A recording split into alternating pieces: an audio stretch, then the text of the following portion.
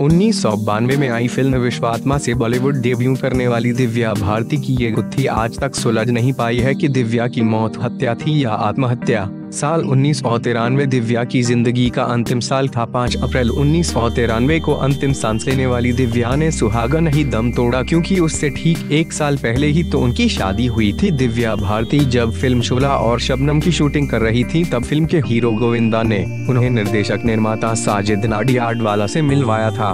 दोनों में प्यार हुआ और शादी करने का फैसला कर लिया। दिव्या ने इस्लाम धर्म कबूला और 10 मई 1992 को शादी कर ली। कुछ का तो ये तक कहना था कि दिव्या की आकस्मिक मौत के पीछे साजिद का हाथ था। क्या हुआ था 5 अप्रैल की रात? दिव्या की अचानक हुई मौत के पीछे कई अटकलें लगाई गई। कईयों ने इसे आत्महत्या बताया, कुछ ने एक्सीडेंट तो कुछ ने पति को जिम्मेदार बताया। एक वजह ये भी बताई गई कि साजिद के अंडरवर्ल्ड से रिश्ते होने की बात से दिव्या परेशान रहती थी। रिश्तों से हार चुकी दिव्या ने मौत को ही आखिरी रास्ता चुना। 5 साल तक की इन्वेस्टिगेशन के बाद भी पुलिस किसी नतीजे पर नहीं पहुंच पाई और 1998 में ये केस बंद कर दिया गया। पुलिस को कोई ठोस वजह न मिलने के कारण पुलिस ने रिपोर्ट में नशे में बेलकॉनी से गिरने को ही कारण बताया। मौत के चंद घंटे पहले तक बेहद खुश थी दिव्या।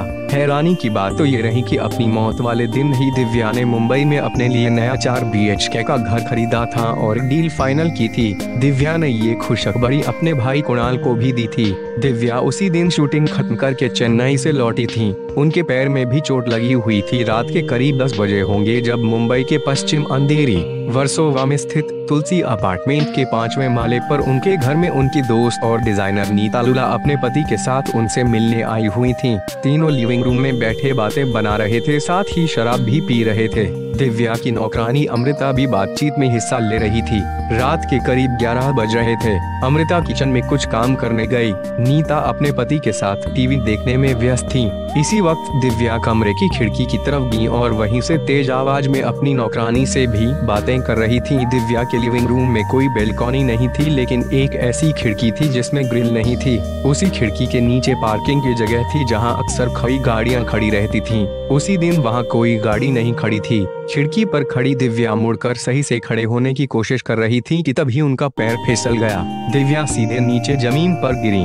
5वें माले से गिरने के कारण दिव्या पूरी तरह खून में लथपथ हो गई और अस्पताल के इमरजेंसी वार्ड में दिव्या ने अंतिम सांस ली।